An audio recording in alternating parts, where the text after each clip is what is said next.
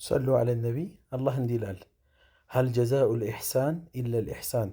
የበጎ ሰዎች ምንዳ የበጎ ሰሪ ሰዎች ምንዳቸው በጎ እንጂ ሌላ ነውን? ስለዚህ በጎ የሚሰራ ሰው በዱንያ ላይ ምንም አይነት እምነት ይከተል በዱንያ ላይ ይከፈለዋል። በዚች ቅርቢት ዓለም ላይ ይከፈለዋል። መልካም ነገርን አላህ ይከፍለዋል። ኢስላም ይህን ነው የሚያምነው። ሙስሊሞች ደግሞ የማንንም ውድቀት፣ የማንንም ህመም፣ የማንንም ማጣት አንመኝም፣ አንፈልግም። ይሄ የኢስላም ባህሪ ነው፣ የሙስሊሞችን ባህሪ ነው እና ማስተራብነትን ያው ሁላችሁም ታውቃላችሁ።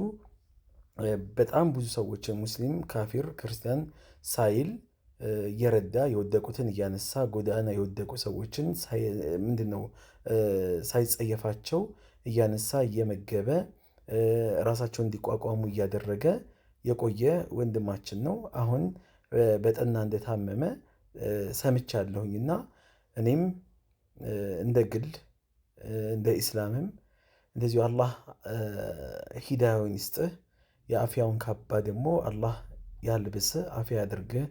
አፍያ አድርጎ አንተን የሚጠብቁ ብዙ ጎሮሮች አሉ። አንተን የሚጠብቁ አላህን ምክንያት ሰበብ አንተን አድርጎ አላህ ብዙ ጎሮሮች አሉ፣ ብዙ ቀዳዳዎች አሉ፣ ብዙ የፈረሱ ቤቶች አሉ፣ ብዙ እምባ ያቀረሩ አይኖች አሉ እና ለእነሱ ደግሞ አላህ አንተን ሰበብ አድርጎ የምትደርስላቸው አላህ ያድርግህ። ቅድሚያ ግን ያንተን አፍያ አላህ ይመልስልህ። ሰላም አለይኩም ወረሕመቱላሂ ወበረካቱሁ።